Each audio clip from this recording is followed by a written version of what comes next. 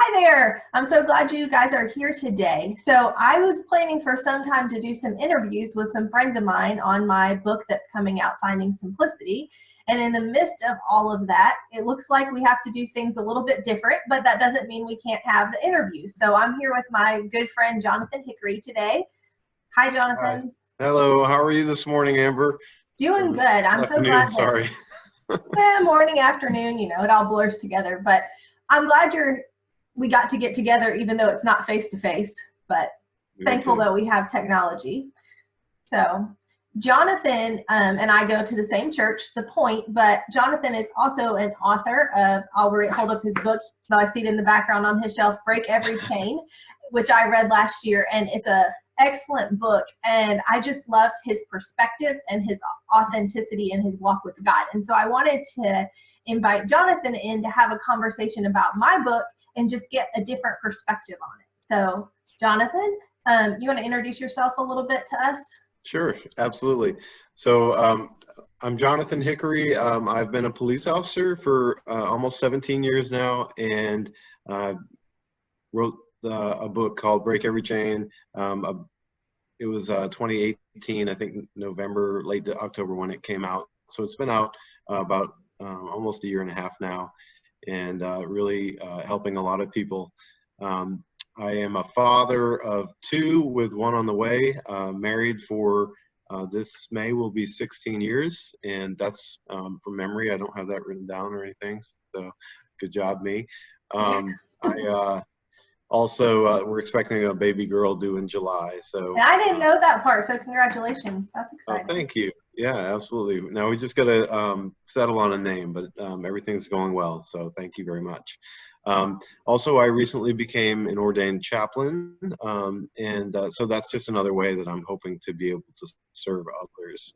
I also am very active in our church and enjoy some leading our like a safety and security team at the church. So, but enough about me. I just wanted to, while I have the floor for a moment, sorry, I have bookmarks sticking out here, but this book, Finding Simplicity, Amber, I just want to say, like, I know I've told you before, but this book is amazing.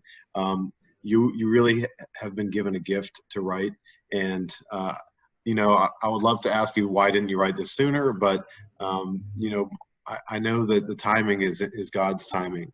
And it's very interesting because, as we find ourselves facing this uncertainty with the virus, the COVID-19 virus, and a lot of people are quarantined and filled with uncertainty and maybe some fear. This book is just like, it's the perfect time for it to be launched. It's the perfect time for it to be coming out, because it really helps you to understand how you're supposed to be walking with God and how you're supposed to be trusting Him, and simplifying your life through your faith. So it really challenged me, and so I'm really excited to talk about it with you today. Thank you. So yeah, I know I was thinking the same thing. On a first glance, when I realized my launch was in the middle of where no one can leave their house, I thought, well, this is not the best. But then I realized very quickly, no, this is God's timing. God knew when it needed to come out, and it's a word that I need to hear and other people need to hear right now. So I wanted to start by asking you a question that I've got asked a lot recently about the book, just to hear another perspective on it. The question is finding a simpler life, or a life of simplicity, I should say, really a goal that Christians should have? Yeah, I think absolutely. Everybody wants a simpler life. I mean, who wants a complicated life? Just the word complicated it gives me anxiety. Like, Yeah. I like things, especially as a police officer, I like things simple. And we have, like, there's this saying I'm fond of, work smarter, not harder. And I think that's kind of application, applying the principles in your book really allows us to work smarter for the Lord and not harder. Realizing that, if you trust Him and you allow Him to use you by trusting Him, then He's going to be able to do so much more with your life. And you're not going to be flustered and dragged down by the things of this world. So absolutely, I feel like finding simplicity in the Christian walk, in the Christian life, is of utmost paramount importance. Okay, so as we were talking, we decided that we'd talk a little bit about chapter 4 together today, which is the danger of doubt. Yeah. And we talk about in chapter 4 how we find simplicity when we choose confidence over doubt. Why was this chapter the chapter that stood out to you? Because I think so many people struggle with doubt every day. Because we say that we trust God, but do we really trust God? We say, in the face of fear, in the face of uncertainty, that we trust in the Lord. But that's easier to say than it actually is to do. And so chapter 4, the danger of doubt, it just takes it head on. And it doesn't just talk about opinion and what your thoughts are. I mean, you go right into the book of James, which the whole book is the foundation for finding simplicity. That's one thing I love about it, is that you get so much out of the book of James and apply it to life. But so you go right into the book of James, and then you take other biblical examples, and you relate it to why doubt can be so dangerous. And one thing that I hope this isn't jumping the gun, but I love, like, this really stood out to me. It stood out to me so much that I wanted to do like a meme with it and put your name on it, which probably will still happen. But yeah, I look forward to that. On page 44, which interestingly enough, that's my badge number at work, it says, doubt enters when we fail to trust God. When doubt comes in, we are shutting the door to God's promises and opening the door to questions and concerns, setting ourselves up for failure and filling our lives with uncertainty and instability. And I mean, the whole thing is just so powerful, but the very first part, it really caught my attention. Doubt enters when we fail to trust God. And I mean, we want to talk about simplicity. That's a great way of simplifying the whole thing, is that if we're not fully trusting God with every part of our life, then that's where doubt's going to come in. So I don't know if I continue too long, but no, that's great. I think this chapter, I love this chapter and this part of James. I'm going to read the verse in James that goes along with this chapter, which is James 1, and it's in verse 6. It's in the context of, it's talking about we can ask God for wisdom when we don't know how to deal with the circumstances of life. But it says the one who asks God must ask in faith without doubting, because the one who doubts is like the surf of a sea, driven and tossed by the wind. Right. And I relate to that so much, just like what you're saying, Jonathan, because there's so many times when I take my eyes off of God, and then all this anxiety and chaos comes when I start to doubt what God says. Yes, absolutely. Why do you think this is such a hard thing for Christians to put into practice? Well, I believe it's because we surround ourselves with other human beings who doubt also. And so, instead of just trusting God, we want to talk to other people about what's going on in the world, what's going on in our world, in our lives, and kind of bounce it off people and see what they think, and the challenges that we face. And because when you keep it inside and don't talk to other people about it, sometimes you feel like you need to talk to somebody.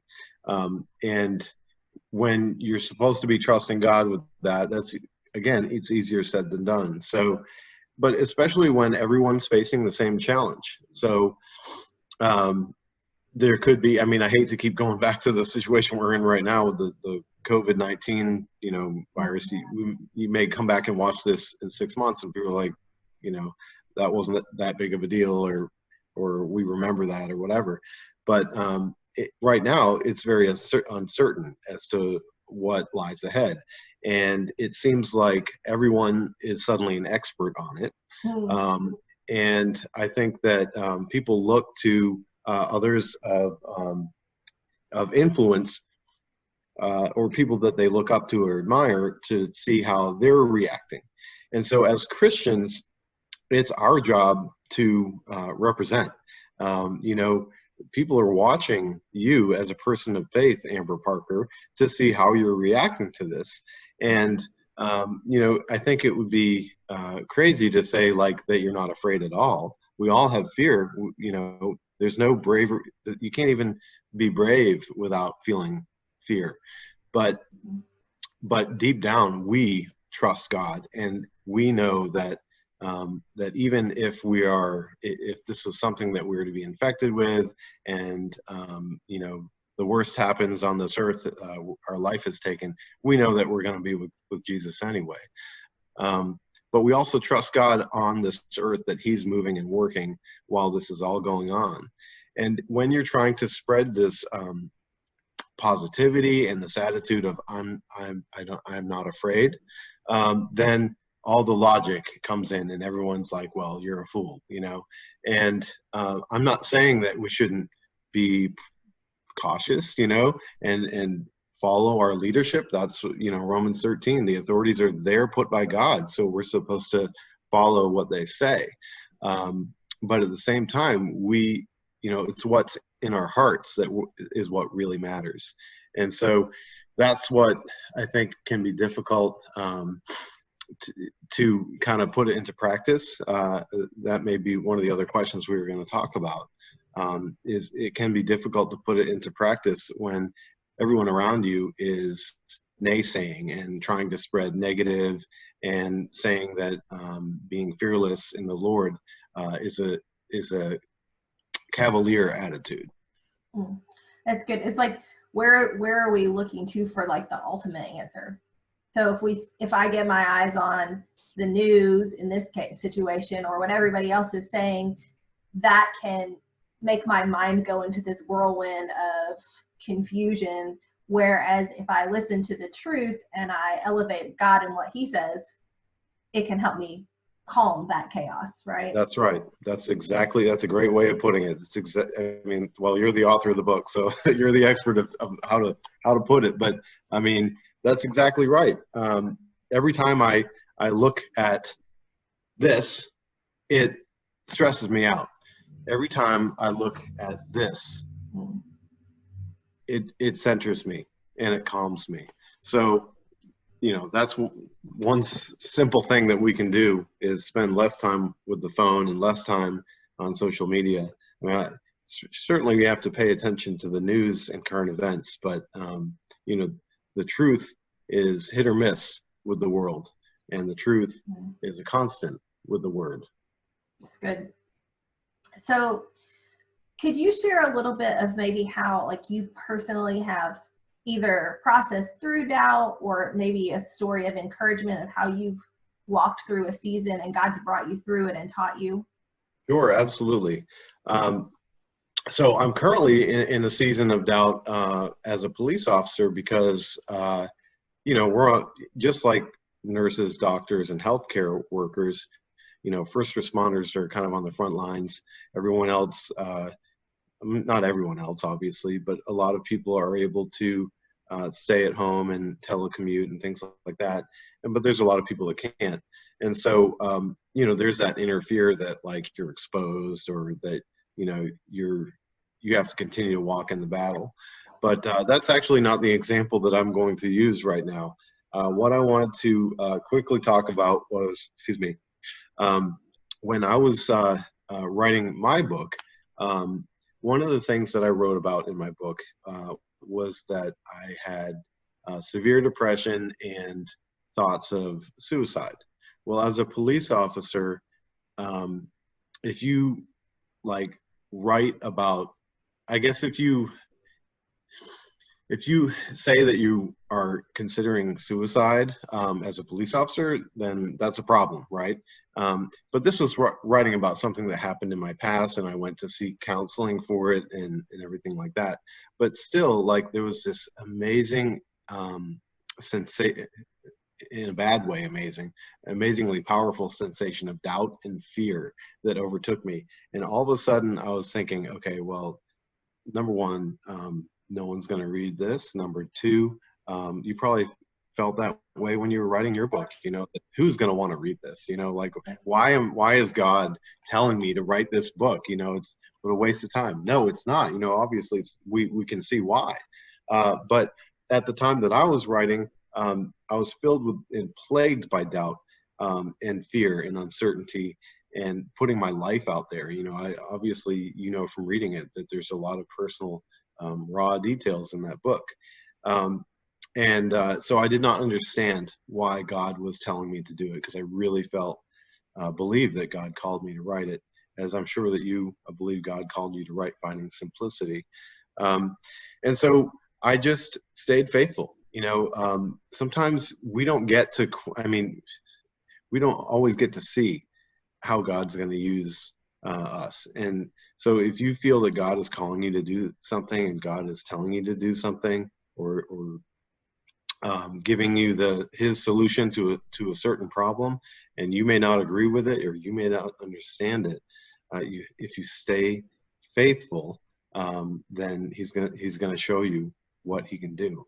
And so all that to say, so yes, I went forward with publication, and I went forward with releasing the book, and it has impacted so many lives. And I have found out that so many other, not only police officers, but other first responders and other people have struggled with these type of feelings as well, where the enemy was making me feel that I was the only one. And it's such a lie. So doubt comes from the enemy, and you just got to power through it. I know that sounds great, but because it's obviously very difficult when you're actually trying to walk on water, as one of the examples you used. But sorry, I feel like I'm rambling, but No, that's my example. I think that's so true, because I was thinking about how many times we get in these places where, well, let me back up. I like to have the solution before I step forward, or have everything figured out, right? Yes. But God usually calls us into something, and he doesn't show us the end. He shows us the next step. Like in your book, writing your book, it's like, Jonathan, write the book. And you don't get to see the lives you're going to impact and everything on the other side. You just know what you have to do. And then in that space of the unknown is usually where doubt and fear creep in. And it's hard. It's hard to step forward. But when we do, and we walk by faith, and we get to the other side, that's when we see the reward of it. Right. But yeah. if you hadn't pressed through that, you would have never got to the other side.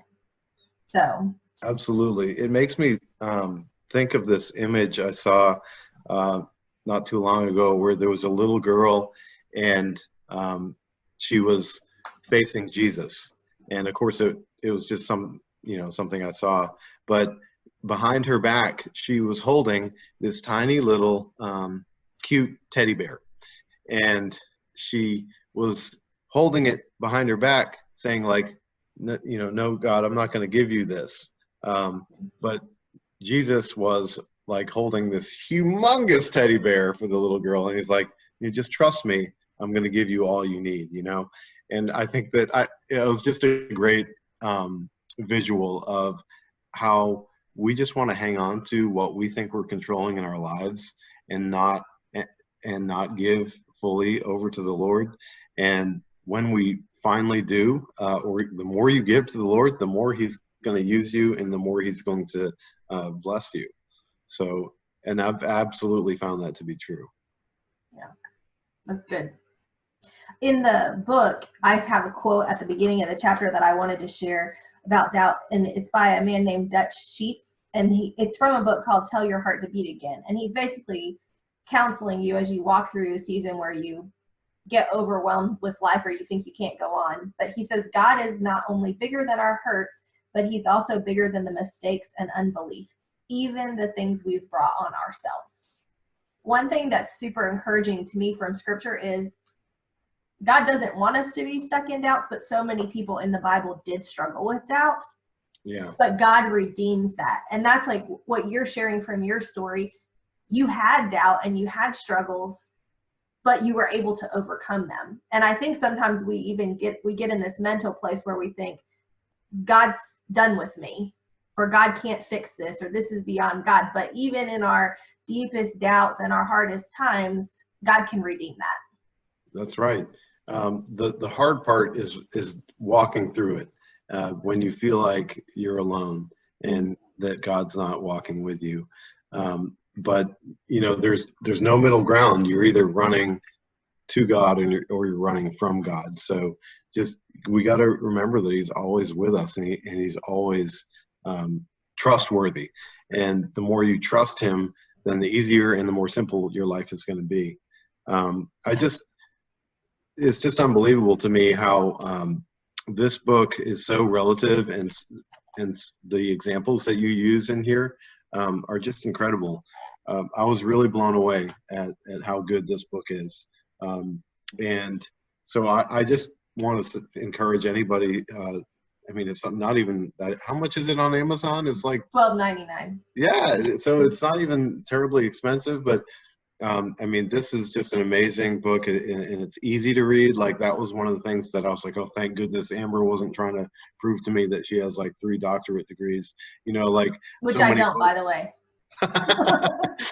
so many books are written to I feel like Mm-hmm. they're trying to impress people with big words, and not that this is oversimplified, but it's just written in such a way that it's so engaging, and so relatable. So I really appreciate what you did with Finding Simplicity. Thank you. You're So welcome. let me ask a closing question, and then let's talk a little bit about your book for a minute. So my question for you is, what advice do you have for Christians or people in general who want to find simplicity? So if they say, oh, finding simplicity, that sounds interesting, I want to find it, what advice would you give them? So just like a computer or or something like that, an electronic device, if we unplug ourselves for a while and plug ourselves back in, then we'll work again. So what I mean by that is, if you find yourself overwhelmed with the stress, the whirlwind chaos of the world, the anxiety that comes from just looking at the 6 o'clock news or your Facebook feed, then you have to unplug. And because we all know that studies have shown that social media gives us pleasure from like dopamine when you get likes and stuff like that on your posts. It can be hard to just get away from it. And so what I suggest is to unplug from the world as much as you can. And I know right now with all the social distancing and stuff like that, it seems like it's easier now than ever, but you're also now isolated from others. And so my advice to you would be to or to anyone that's listening or watching, would be to get as much as you can, get into God's creation and unplug from the world, and find a passion to pursue, while also digging into the Word. And I'm not saying like you got to carry it around with you all the time, but you need to spend some time in the Word, at least 15 minutes a day, that you're reading a part of the Bible, or a devotional or something like that. Sometimes it's good to have opinions and commentaries on the Bible, but sometimes it's good to just get into the Word. Our pastor recently recommended that we just read through the Psalms. But while you're doing that, do something for your body too. Get out into God's creation. Enjoy the beautiful world that we live in every day, that we're surrounded with. That is to me the epitome of stillness, because everything in our world is fast-paced and chaotic, and so that's one thing you can do is unplug. And the other thing, as I mentioned, is find a passion to pursue. So, there's so many examples of that. This is something that helps you to be resilient mentally as well. But it could be woodworking, it could be, feeding the birds. It could be, for me, it's motorcycles. That's something I'm passionate about. I like to ride motorcycles. It could be sewing, quilting, art. There's so many different things that God created you to love. And so that's just another thing that I think you can do to simplify your life, is to focus on smaller things and that clear your head while engaging with the Word of God as well. That's good advice. I like the part about pursuing your passions, because I have found that the more that I've done that in life, the more peace and joy I have, because God designed us to do things that we enjoy. And when we do that, it helps us appreciate Him and creation and all of that. Absolutely. Absolutely. You can't pour from an empty cup. Yeah. So Jonathan gave a nice promo for my book, thank you. But I want to give a little shout out for his book too. So like we talked about, Break Every Chain is the book that Jonathan wrote. And this is a story, and as he talked about in the book, he's very raw and genuine. And so if you're looking and you have extra time and you want a good book to read and hear a story of someone who's walked through hard times but has come out of it positive and seeking God and finding freedom, I would highly recommend it. Jonathan, you do a great job on social media of posting things that are positive and sometimes humorous and just encouraging. And so you have you're fun to follow on social media. So why don't you tell people how they can follow you, or if they want to buy a copy of your book, how they could do that? Oh, thank you so much, Amber. I appreciate that. So I have a Facebook page. It's at Break Every Chain Book. And Instagram, it's a little different. It's at Break Every Chain 911. But Break Every Chain Book on Facebook, or at Break Every Chain 911 on Instagram. My website is breakeverychainbook.com or jonathanhickory.com. They'll both point you to the same place. If you want to buy a copy of the book, it's available anywhere you look online. So anywhere from Amazon and Barnes & Noble to Target and Walmart. You're probably not going to find it in most bookstores, but most bookstores can order it for you if they don't have it on the shelf. So Thank you, Amber. Yeah, thank you. Thanks for meeting with me over Zoom call and making this happen. It was fun to talk. And my pleasure. I appreciate it. Anything else you want to say before we close out? No, I just read Finding Simplicity. I was just so amazingly surprised. Like, I hate to sound like a salesman for your book, but I mean, this book is amazing, and it really challenged me in my walk with the Lord, because we don't often think about that, about how we really do need to find simplicity, and that's what God wants for us. He doesn't want us to live a complicated life. Jesus often withdrew from others to the wilderness to pray. God wants that for us. And so I just can't recommend it enough. So thank you, Amber, for writing it. Yeah, thanks for being here today, Jonathan. Absolutely.